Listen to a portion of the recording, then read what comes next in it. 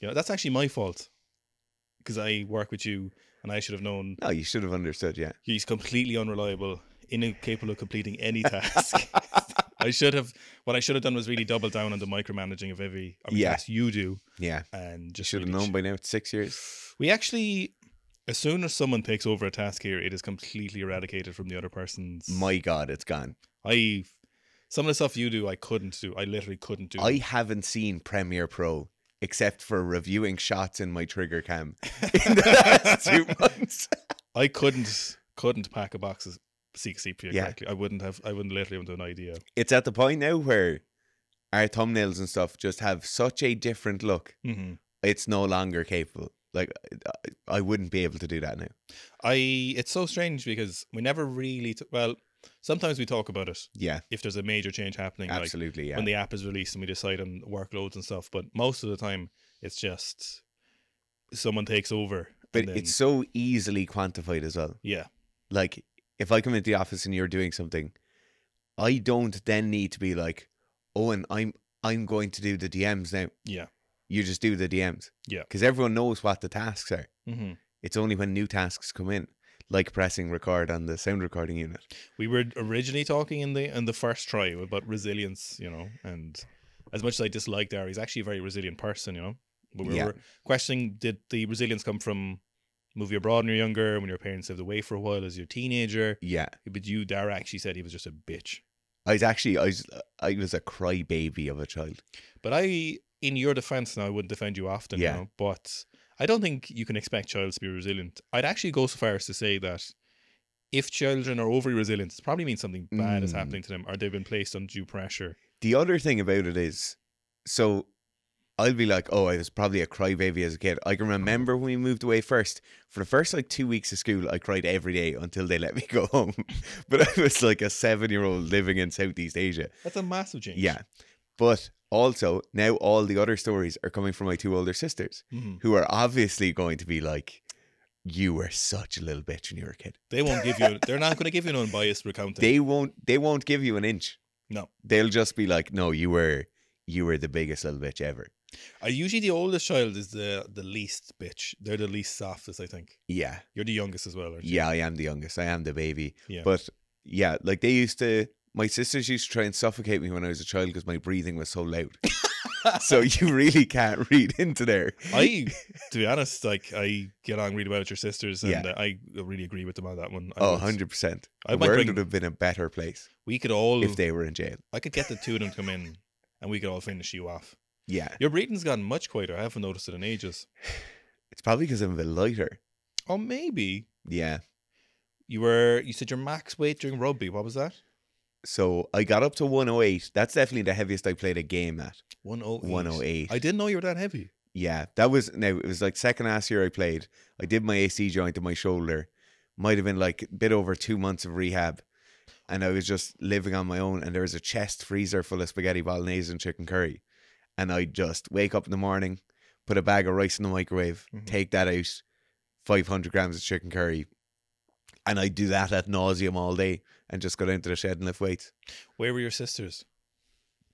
College? They both had their own houses at that point. Oh, they're a good bit older, actually. Yeah. You being a mistake accident. It was a happy little accident, Joe. How far is the distance? 6 years and 9 years. No, from you to the next sister. 6 years. 6 years, okay. Yeah, so that's... I know, it's like, they don't even try and hide it, Joe. Like, your mom will admit My mom would have been a doctor by now, like. You ruined her life, you could say. Ruined all of their lives. My mother actually went back to university when there was 3 of us under the age of 12. Jesus. And there was a teenager. And she got student of the year. I remember going to her graduation. That is insane. Yeah, so she was working in the kitchen of a hospital and a little bit lawless back in the 90s, etc. Yeah. Not lawless, but less regulation, you know, and they were like, oh, we need everyone who's working in the kitchen to be qualified. So yeah. She went back part-time for like 3 years to do chefing, basically. Did she like it? Yeah, very diligent. Very diligent. Got the highest grades. I can imagine. 40-something with 4 kids. Yeah, it's insane. Both still working full-time. If you consider the last time she would have looked at a textbook and did an exam, how long ago that would have been. I remember helping her with Microsoft Word and stuff. Okay. She had like software stuff to do, you know? Yes. I would have been like, what was I, like 8 or something? Yeah. Like when they used to make food though, and she'd bring some home, was the best. Oh, ever. that is the best. They made truffles, like actual, like, you know, high level truffle making, like, is in Hard chocolate on the outside, soft on the inside. Yes. Nice. And there was obviously between the three of us dividing, was like feral animals trying to get at the bag of like 6 or 7 truffles. Your quadruped of children is, Yeah. I could have seen that being lawless when you were children. It was brutal. Having been to your stag party and your wedding, I can assure you it would have definitely been lawless. You know what? I understand my parents a lot better now. They being an adult, having my own kids, I understand them. They're great parents, you know. There's no, you know, a lot of times when people are good at stuff, say, yes, they will often talk about, like, you know, their parents and they had a hard growing up. Like I had fantastic. Parents are unbelievable. Like, obviously grew up on a farm, did lots of work from a young age, mostly against my will. Yeah. Tried to avoid as much as possible. Didn't happen. But like, no, there was no, like, I have no, like, there's grown adults walking around blaming their parents for how they're acting now, you know? Yeah. And it's not from some horrific abuse from their parents, you know? No. They'd be like, every time I brought my daughter saw me with a girl, she said, "Is that your girlfriend?" Oh my God. Lads will be acting like that now, you know? Nah, give me a break. And I'm a, like, huge, way more empathetic than I would ever be at any point in my life, but still. I think we were really lucky we grew up pre-internet. Yeah, that's true. We, most of the time now, like, you'd hear it the odd time on like podcasts and stuff, people be like, oh, this would be the ideal way that if you're a kid that you'd want to be. That's basically how we were both raised. Yeah. We're really lucky in that way. Mm-hmm. Loads of freedom. Yeah. Loads of responsibility Mm-hmm. when, like, feeding the dog was a responsibility, you know. And then you just get to do whatever you want to be outside and not be on a screen. You know, it's obviously people are having less kids, you know, most countries in the world, vast majority are like below the reproduction rate. You need like 2.1 to be at replacement rate, or slightly above it's per couple basically, or per woman technically. Yeah. So Ireland is like 1.64, which is one of the least worst in Europe, at least, you know. I think America is actually okay. And then, you know, there's a lot of reasons why obviously people aren't having kids, like, you know, less people in relationships, less people getting married. Financially, it's very, very difficult. Yeah. Like there's, you know, children are kind of icky. People are probably a little bit later in maturing as adults. Absolutely, yeah. And I don't think that's unfair to say. You know, people are, it's financially, it's very hard to get your own home. Like you're not now more than ever, even in Ireland at least, people are living later with their parents. Yeah. Because it's nearly impossible to buy a house for most people, even if you're earning a good wage. Absolutely. So that's one of the many reasons. But there's another reason people don't talk about a lot. The intensity per hour of parenting you have to do now compared to when we were kids or compared to when our parents were kids is so much higher. People just don't talk about it. What do you mean? So the both endogenous, cultural and legal expectations of parenting now per hour, per child is so much more intense. That's a great point, actually. There was times, theoretically, where there was 5 of us in the back seat of 3 cars, of a 3-seater car at the back, of a 5-seater car, no seatbelts. Yeah. Everyone has experienced this in Ireland. Yeah.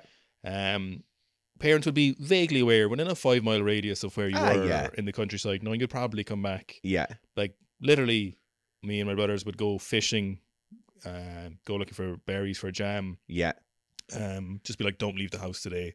Yes. Just like vague awareness of where you were most of the time. Yeah. You know, you'd be okay. And rightly so, you know. 100%.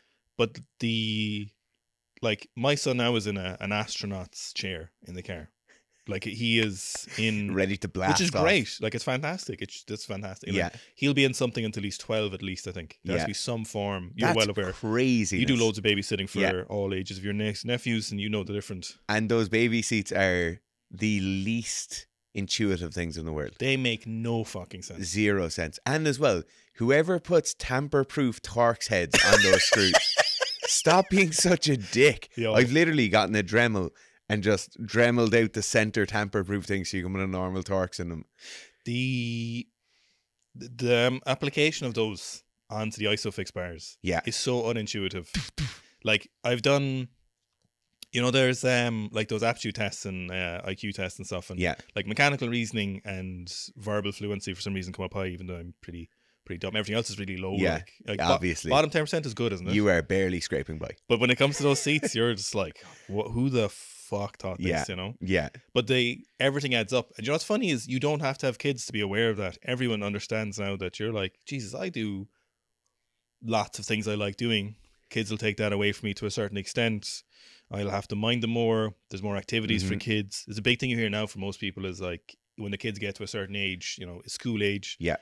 There's like activities every night of the week. All the Saturdays are gone. But your endogenous expectations of how good of a parent you're going to be are much higher. Yeah. So you are going to bring all those things to them. You're going to bring them to camogie blitzes. You're going to bring them to football games. You're going to bring them to gymnastics. Absolutely. You're going to do all those things, you know. And it's not that our parents didn't do that for us.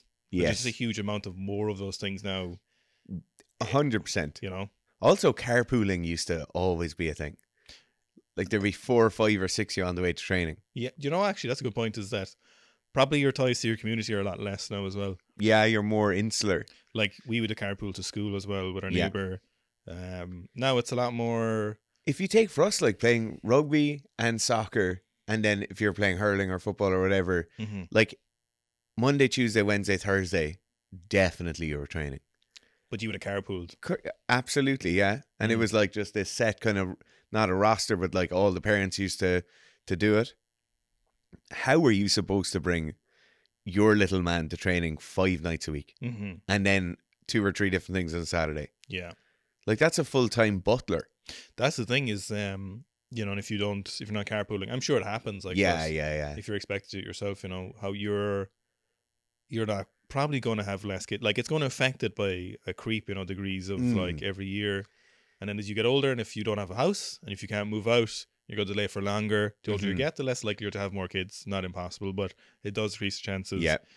You know, there's more legal requirements. You know, there's like general negativity in the anticipation of the future. So you're probably going to be a bit more guarded with how many kids you have. You're probably going to be more stressed per kid. So when you probably get into the kids, you're less likely to have more kids because you'll have a real representation of how much work you're going to do per kid. So it's all like, it's really compounding in the fact that no wonder we're having less kids. Absolutely. But if our parent generations between 7 and 12 in Ireland was the average amount of kids. Absolutely. 7 was a small family. Yeah. Jeez, when I think about the amount of cousins all Irish people have, you wouldn't be able to throw an acre over cousins. Like you'd forget your cousin's name sometimes. Yeah. You'd be trying to think when your cousins start having children. No. Oh my God. There's children there I'd never even met. But you'll never meet them. No. It's absolutely crazy. Joe, you talk about being in backseats of cars, maybe not having car seats and stuff. Technically, I've been smuggled into Ireland before. So the drugs in your ass. The class, no, I hope not. It's 4 years. Drugs. It's 4 years old. Even better. So the classic Irish holiday would be like drive to the ferry port, get on the ferry, and go to France or Wales and do a camping holiday over there. So we did that. But my dad was working, so Dad flew out and met us there and then drove home with us. Yeah. But obviously, like, the car had the same amount of people going and coming back. So I had to go hiding in the footwell of the back seat. My 2 sisters sitting in the back seat, and they put a blanket over me when we were going through customs. But why was there not 3 seats in the back? There is 3 seats, but there's only 4 people. Like, they'd only paid for 4. Oh, it wasn't car capacity. It was no one had paid for it. Yeah. Oh, so you just weren't that important. No, my sisters were trying to put me in the boot. And then we parked up on the ferry. It makes them sound very bad, and they're not bad people, but they did take the piss every so often. So we parked up. Yeah. And I was like, obviously, like crying and shaking because they kept being like, "Shut up," because they're going to take you away. Oh my God. And I was like, "Oh my God, I'm going to be in France and I'll be a prisoner." Yeah. So eating baguettes. Snails. Joe, you park up in the ferry and you go up to the top deck or whatever. Yeah. Parked up, and I was like refusing to get out of the car, and they were like, "Daire, get the fuck out of the car! Like you have to get out. Yeah. It's going to look so dodgy if you don't get out." Yeah. And then we'd be like walking around the ferry, like whatever. One of my sisters was like, "Hide!"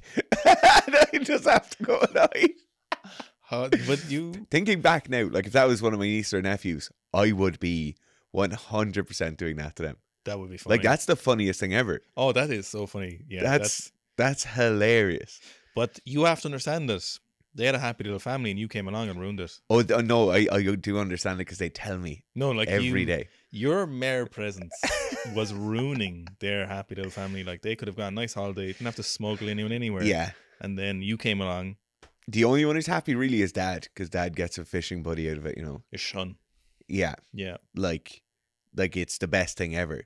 Doesn't We that- get to go fishing. They get to do whatever women do. We get to enjoy ourselves. He doesn't get to be locked in a house full of women. I don't think that's healthy if you're a man.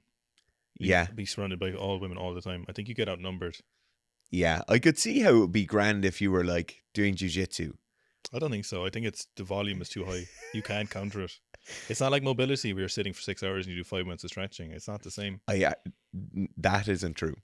Like, I think that many women surrounding you is going to get you in the end. It'll get you. You Yeah. see it creeping in like. Oh, it happens. I know, lads. Yeah. Yeah. I know there's people like there, you know. People are out there. And it doesn't. I don't think you can fix it either. I imagine it's the same for women if you're surrounded by lads. I find Oh, surely, yeah. You start fist bumping lads and shouldering people in the corridor and stuff. I used to get really annoyed. Like, if you're just a mother and you've your like husband and multiple sons. I'd say that is. Yeah. I don't know how your mother did it. I don't know either. I think How? explains a lot, really. Yeah. You know. Like, she surely woke up in the morning when you were kids and just screamed inside. Yeah, just how annoying. Just like, how? We were wild. I had a mental dream last night. Go on. And now that I'm starting to remember it in my head, Can't say it it's out loud. not really safe for work. It's not appropriate. But, so I was on a weekend away. Mhm. I'm going to try and keep this vague because it's pretty weird, right? Right. I had one of those sleeps last night where you wake up every 2 hours or every hour and a half thinking you're going to be late Mhm. because I was getting up early, Yeah. which obviously ruins everything. Do you still wake up choking yourself? No. But, so I was having this dream and it was like away on a weekend in a weird hotel, but it was like a B&B. Okay. And what I mean by a B&B is like there's that green floral carpet as you go up the stairs Oh, yeah. and everything is plastered in around 15 layers of white paint. Mm-hmm. Do you know, it's weird details. But anyway, Mm-hmm.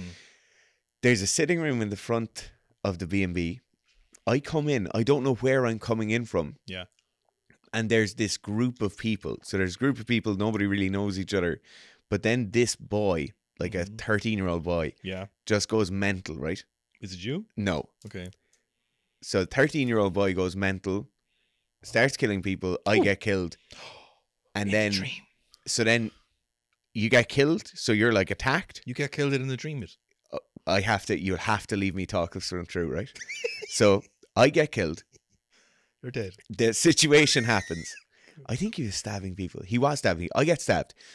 And then I wake up and I'm in a waiting room. And everyone's made a Lego. And I made a Lego. No. Until everybody who's in that room dies. Mm. And then the Lego falls apart and we all wake up again in the same situation. In the B&B or in the Exact same. In the B&B, I walk in. These people are there. This fella comes in stabbing people. And it was honestly one of the weirdest things ever. Because the first time it happened, I remember being like, no, he's like 13 or 14. I'm not going to attack that person because it's like they're a child. And then I'm killed again, put in the Lego waiting room. Everyone's talking in the Lego waiting room. We wait for the last person to die. The Lego falls apart and you're back in the thing again. And then it took like 4 or 5 iterations of this happening before people are just like, you have to do it. Like, you have to go and attack that person. And then on the last iteration, I started attacking the 13-year-old before they had started attacking people. And then I was the bad person. And then I woke up. I think, I don't want to make any assertions out, but this is a metaphor for something. I'm not sure what it is. Is it your chronic masturbation habit or something that you're killing that? No, the psychologist said that wasn't an issue. But you don't put stuff up your butt anymore, do you? You don't do that. I don't take it out. The Lego was up your butt. No. You have to stop your chronic masturbation and nothing in your butt anymore. I think that's what this is there. No. I've done a course on dream interpretation. It was actually so weird. I'm very sure about this one. Seeing Lego people falling apart. Dara, I haven't been sure about things in my life a lot, Right. but stop putting Lego in your butt. I think You actually said it today where you were like, I've only been a bad judge of character once. Yeah. But that's not true. You couldn't name anyone else though. But the one time you were a bad judge of character was a terrible oversight. And that person ended up being a legend. You know what though? I didn't go all in.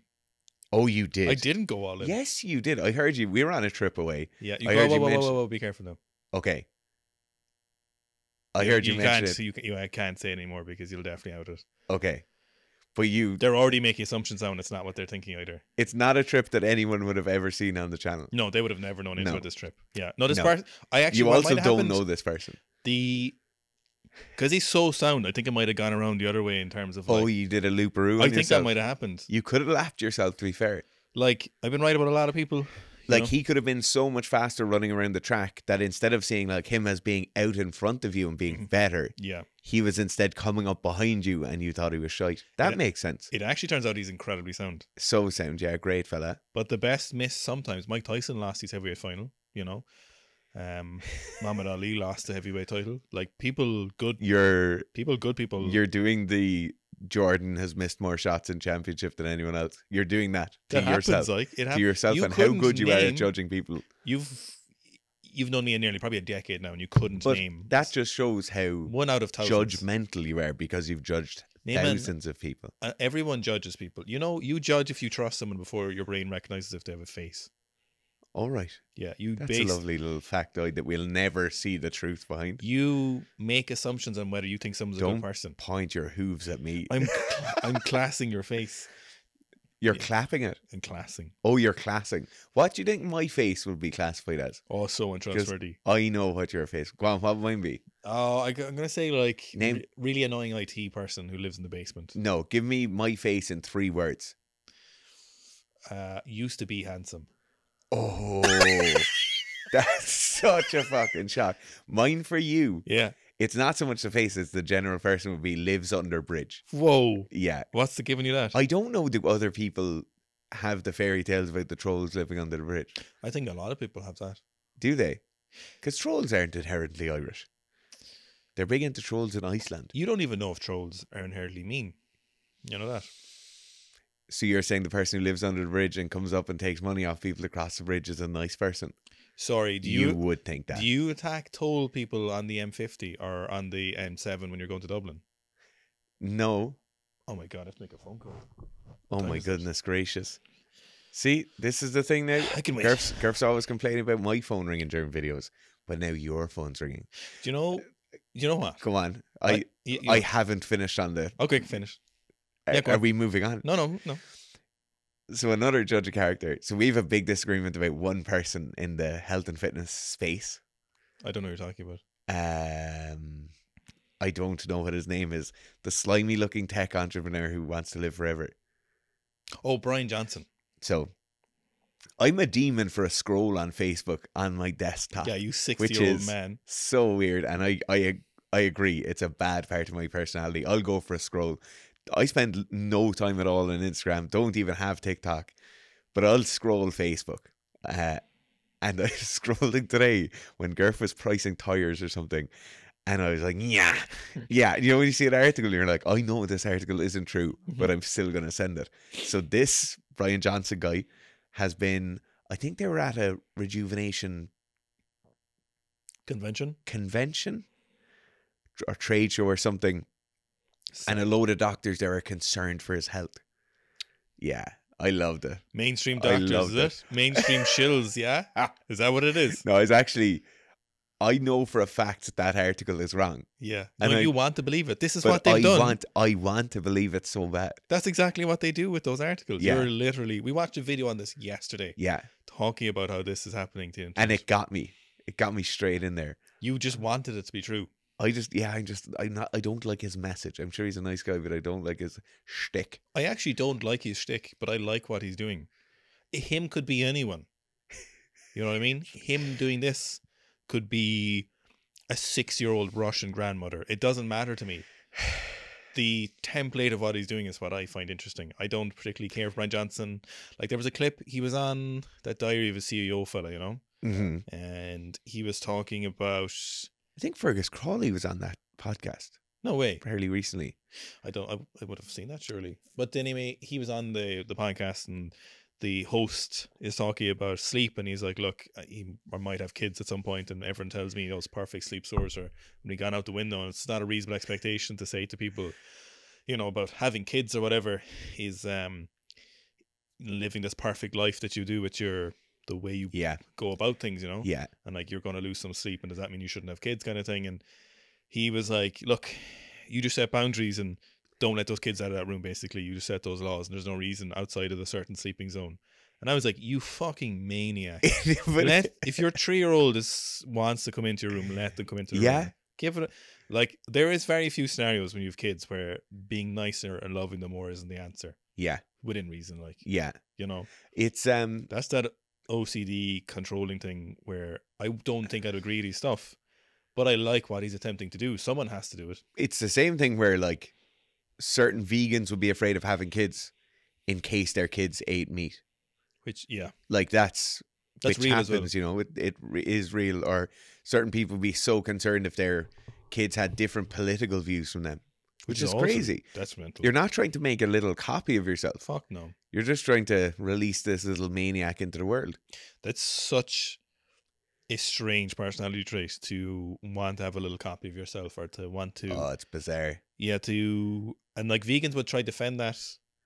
And we've defended vegans a lot before, you know, if you listen to podcasts for a long time. But they would say, oh, because it's my ethical values, that's why I don't want them to eat meat, you know. But it's really controlling. If your ethical values are correct, then you should hope that you would teach your kids that they would come to the same conclusion. Not have kids because you're afraid they won't come to the same conclusion. Which, in one way, would make you think, are you wrong about something if you think someone won't come to the same conclusion because it should be so plainly obvious to you. But that's probably an argument for a different time. Yeah, I could imagine. So something should be as plainly obvious as, like, murdering another person. Imagine if you were there and you were like, I'm worried about having a child because what happened if that child killed someone? Yeah. You'd be like, no, it's just normal. Humans can use rational, logical thinking and say, I shouldn't kill that person, so I'm not going to kill someone when I'm born. You know? It's crazy. Did you listen to the Meat Eater podcast this week? I haven't listened to Meat Eater much lately, to be honest. So they do like a bit of a news clippy piece at the start, you know, where they talk about current things. So there's this guy having a debate with a vegan, and the vegan says all of nature, all the animals should be wiped off the planet. What?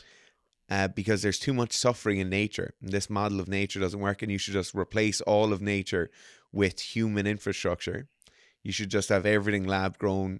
No animals. Now, obviously, this person has pretty low IQ or a very low understanding of how things work. Because obviously, you can't have food without interplay of, like, a large ecosystem. But it's absolutely mental when they were like, I think it was it? I'm trying to think of who it was. I can't recall who it was, but basically they were making the argument that should you stop a lion murdering a zebra? You know, because obviously humans have hunted before. Should you stop lions hunting now to stop more suffering? And he was just like, absolutely, get rid of the entire animal kingdom because it just causes more suffering. But that's so unfair to vegans because he's clearly a dumbass. He's clearly a lunatic. He's clearly a psychopath, and that's not fair representation of vegans. Yeah. Like he gets lumped in with the vegans then, which is the problem, you know? 100%. And we are very supportive of people who take control for what they want. Yeah. Like, don't force your values on anyone else. If this is what you've come to, that conclusion you've come to, you want to do that, and you're aware of where your food comes from, great. But yeah, if you have to force your values on something, they're not as probably rigid and as livable as you think they are. If you have to really convince someone into it, you know, like I would, like the way we do our channel is like, this is what we think. Don't really argue with anyone else, you know. No. Don't purposely don't go after other coaches, which is something we've never done. And there's a reason for that. Like, we believe that if you just put your ideas out there, you know, if they stand on their own, people will follow through. I was listening to Jordan Peterson there and Chris Williamson, you know, and I would say I, by and large, like Jordan Peterson, but he's, I don't want to say deteriorated over the last few years. To attack someone now, as I just said, yeah, just but get that shit off the stick. I was comparing him to, like, I listen to Gary Vee fairly regularly just for any insights, you know, because as much as people might make Gary Vee a meme, he does have sprinkles of useful social media voice or business advice that's worth thinking about, you know, and the more ideas you get, the more likely you're to find something useful. But listening to Jordan Peterson's latest talk in isolation and comparing him to Gary Vee, I would say Gary Vee gives more practical philosophical advice every day than Jordan Peterson does. Really? Yeah, it's like Gary Vee is like, things could be a lot worse. Yeah. Do your best. You don't have to run a company. Just find something that suits you. just live a life that makes you happy, doing the things you want. You don't have to earn the most amount of money. Okay. Jordan Peterson was talking about being optimistic is making you naive, and you have to be cynical for a while and come back from that. And it's just pure nonsense. I haven't listened to the J Dog in a while now, but he's in a really precarious position where through his messaging and like the things he talks about, he's the villain in most mainstream pieces. Most of the time you're talking to him, he's being brought in as the contrasting opinion. He's being brought in as the like the evil villain, you know, like when you see him on large scale programs and stuff like that. And I think that wears on people. No matter the individual. Yeah. You know, no matter how like set he is or how well he's thought about all his ideas, you're going to get to the point where your back comes up a small bit, you know, and stuff ends up looking a bit offensive in defense of what you're standing for. So you end up attacking people because you're constantly feeling attacked. That's true.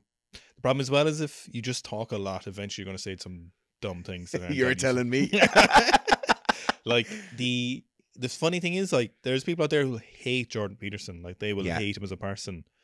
There is no one I know online except for Zach Delander who I hate.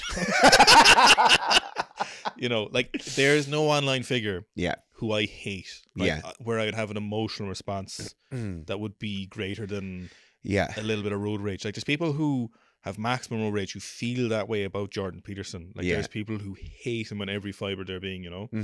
But then equally there's other people then who love him. Pieces of his advice changed their life, you know. Yeah. There's no one online who I could say I hate other than Zach Delander, obviously. But, well, yeah. You know, that goes without saying. Like. But if you ever met Zach, you'd hate him as well, you know. But like, it's so weird that intense emotion people have for him, you know. And it's funny because Zach hates you as well. Oh, of course, you know. Like, you're at odds with each other, you know. You're really hitting it hard at the moment. It's because my mustache is nicer than his mustache. And yours is hidden by a beard. Yeah. Do you ever think you're going to lose the beard and just have the tash? I assume if I shaved, I would disintegrate into nothing. You look so strange without the beard. It would just, and you've known me without the beard is the thing, you know. Yeah. You probably don't remember. I bet it's filled in your memory with a beard. When I it actually is. I was watching old training videos, actually. You look wrong, like. But how would I look now, you know? I haven't shaved since 2015. And you do look very different now, to be fair. Of all people I know. The clen has aged me. The clen has aged you heavily. Yeah, it's been aggressive. Yeah, and the cigarettes. Like 40 cigarettes a day will do it to a man. You imagine on the outside, what's it done to my organs? Yeah. You know? Yeah. Ryan Johnson wouldn't like that? Ryan Johnson would not like that. But you look very, very different now. Besides the beard, you do look like a different person. Yeah, clen and cigarettes will do that. You look spindly as a late teenager. You know what? When I was... Don't point that finger at me. You know, when I was a 105, my first camp, and one of the girls in the team, we were going to Europeans, hadn't seen me, and she was like, do you know, I never thought it before, but now that you're 105, you looked wrong before comparing it to now. You did, yeah. But that was one of the things on my 23andMe, which you hate, is that one of the predictors was like more likely to be heavier on average, you know, for your height, basically, or heavier for your weight, you know. Yeah. You are very tall for your height, to be fair. Like at 5'2" and 125 kilos. Yeah. It's weird. Like, I carry a strange. You know? I don't know what this business has done to us, but of everyone I can think of, both of us have changed in appearance more than anyone else I've known in our mid-20s. Have you seen Obama before and after presidency? That's what that's you. Like that, but you used to be so handsome. You were a hot guy. It's gone now. I've crooked teeth. My eyes are at different heights. It's all different. No, nothing. My head's a different shape. Nothing about you is actually uniquely different. You just aren't as hot as you used to be, you know? It's so weird. It is so weird because you were so hot before. Imagine how much better our videos would do. Like you, if you can find old Instagram of Daire, go scroll back, you'll be like, that's that hot guy. In fact, you'd be a catfish if you used old photos. I'd actually feel bad about using old photos now. Yeah. I really would. Like, is your younger brother? That guy kind of has a chin that hangs down. It's so strange. You've lived hard, like, to be fair. I have lived hard. There's a few areas. So like this, I split my chin open when I was like 21. Yeah, which you would never notice. And now my chin does look different than it does in those pictures. Do you know? And my teeth, I have one snaggle tooth that catches my gum or my lip every so often, which makes me look like a redneck. Yeah. That definitely changed. But besides, I have some scarring and stuff on my face, but like, I suppose you've ran this motherfucker into the ground. yeah, this puppy's been ridden hard. People need to go and look at the Romanian videos. The first trip to Romania. Oh my God. And I there think is- Romania ruined me. I think there was 110 kilos and a beard like a wizard with a beard of Zeus. Powerful beard, yeah. And one night, like last year during lockdowns, I was just looking at that video, and then I was laughing at how different you looked. I was like, you look so homeless, like you look like a barbarian from the steppe, you know? And I was just laughing how different you looked. And then I had a screenshot to send it to one of the WhatsApp groups, and my wife was like, who is that? Obviously known you for years. And I was like, I couldn't stop laughing because it got even funnier because I was like, that's Dara. You were so much bigger, and you just had just Massive, yeah. and it was And just, loads of hair as well. it's like you never recovered from that. I actually don't think I did. Yeah, That was mad, really, wasn't it? it was crazy. Yeah, I think the other thing that ruined me is after like ketamine. after copious amounts of intravenous ketamine. Mm-hmm. No, I think I went to do powerlifting, and I did like an 8-month powerlifting training cycle. Remember that? Yeah, I forced you into doing that. You forced me into doing that for this company. Yeah, Grotesquely fat. Like, it's big, but grotesquely fat. as powerlifters are wont to do. As I'd say, like, I just smelled bad all the time. And that's another thing that ruined me. Like, I was happy out. My weightlifting numbers were flying up. I put like 20 kilos onto my snatch in like a year. My clean and jerk was flying it. My front squat and back squat going great. And then you were like, Richard, one of us should do a powerlifting competition. And I was like, still loved weightlifting. And I was like, okay, I'll do it. I'll put on 12.5 kilos in 2 weeks. Yeah, And then I'll hold at that for 8 months, to the point where when we went to meet Miso in Qatar, I was prepping for the powerlifting camp, and like, just horrendous. They were looking at me being like, you say you snatched 125 6 months ago, did you? Yeah, right.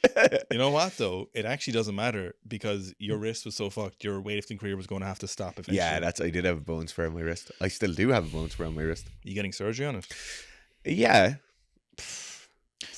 Who knows? I'm going to title this Gary V is a better philosopher than Jordan Peterson. Oh, I think that's a good one. You know, it'll get people. Gary V versus Jordy P. Yeah. That's a pretty sick title. Right. We got to go. Thanks very much. I'm going to make one recommendation. Yeah. My new favorite song. Mm-hmm. My new favorite song. So, the Turnpike Troubadours are obviously an American band, but their lead singer does an acoustic version of one of their songs called The Bird Hunters. Go to the Meat Eaters Instagram page. It's one of the most recent reels. It's a guy in a blue shirt playing an acoustic guitar in their podcast studio. Go and listen to it. It hits hard. Also, comment and tag Seeker Strength when you go there, please. I like Porch Light by Josh Malloy. Pretty good. Thanks very much, guys. Thank you.